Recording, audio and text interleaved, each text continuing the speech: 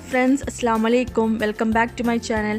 അപ്പോൾ ഇന്നത്തെ വീഡിയോയിൽ നമുക്ക് വീട്ടിൽ തന്നെ എങ്ങനെയാണ് പെർഫെക്റ്റ് ആയിട്ട് മയോണൈസ് ഉണ്ടാക്കാന്നുള്ളതാണ്.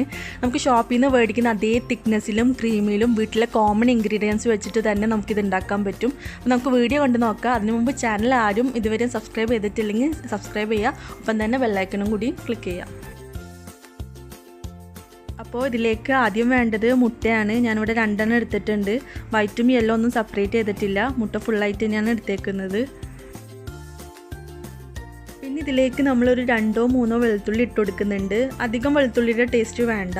പിന്നെ ഒരു 1/2 ടീസ്പൂൺ ലെമൺ ജ്യൂസ് അല്ലെങ്കിൽ വിനേഗർ ചേർത്ത് കൊടുക്കാം. പിന്നെ വേണ്ടത് ആവശ്യത്തിന് ഉപ്പ്, പിന്നെ ഒരു നുള്ള് പഞ്ചസാരയും കൂടി ആഡ് ചെയ്യുന്നുണ്ട്. ഇനി ഇതൊന്ന് നന്നായിട്ട് എല്ലാം കൂടിയും ബ്ലെൻഡ് ചെയ്തെടുക്കുക. വെളുത്തുള്ളിയുടെ കഷ്ണങ്ങളൊന്നും ഇല്ലാതെ നന്നായിട്ട് തന്നെ നമുക്ക് അരഞ്ഞ് കിട്ടണം. ഇനിയാണ് മെയിൻ കാര്യം, നമ്മൾ ഈ ഓയിൽ ഒഴിക്കുന്നതിലാണ് മയോണൈസിൻ്റെ പെർഫെക്റ്റ്നെസ്സും കൺസിസ്റ്റൻസി വരുന്നത്. അപ്പോൾ ശ്രദ്ധിച്ച് ഒഴിക്കുക. കുറച്ച് എമൗണ്ട് ആയിട്ട് പലതവണ വേണം ഒഴിക്കാൻ.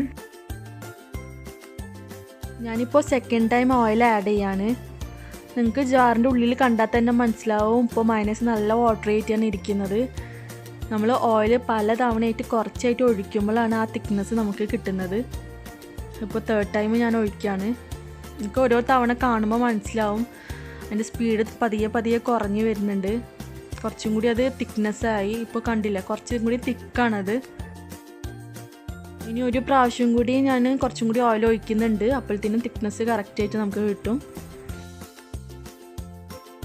ഇപ്പോൾ നിങ്ങൾക്കിത് കണ്ടാൽ തന്നെ മനസ്സിലാവും ആ ഒരു സ്പീഡ് കുറഞ്ഞു. മയോണൈസ് ഉള്ളിൽ നല്ല തിക്കായിട്ട് വന്നിട്ടുണ്ട്.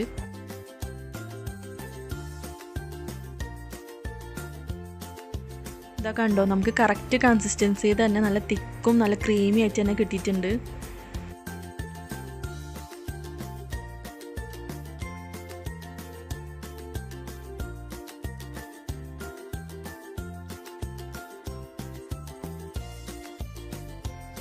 നമുക്കിനി ഇതൊരു ബൗളിലേക്ക് മാറ്റാം.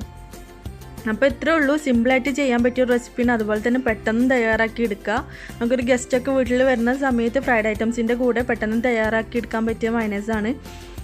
അപ്പോൾ ഇത് ഫ്രിഡ്ജിൽ നിങ്ങൾക്ക് ഒരു 2 മുതൽ 3 ദിവസം വരെയും സ്റ്റോർ ചെയ്യാൻ പറ്റും. നിങ്ങൾ എന്തായാലും ഇത് ട്രൈ ചെയ്യണം, മസ്റ്റായിട്ട് ട്രൈ ചെയ്യണം. ഫീഡ്ബാക്ക് തന്നെ അറിയിക്കണം. ലൈക്കും കമൻറ്റും ഷെയറൊക്കെ ചെയ്യുക. അപ്പോൾ വീണ്ടും നല്ലൊരു വീഡിയോ ആയിട്ട് കാണാം. Till then take care, by.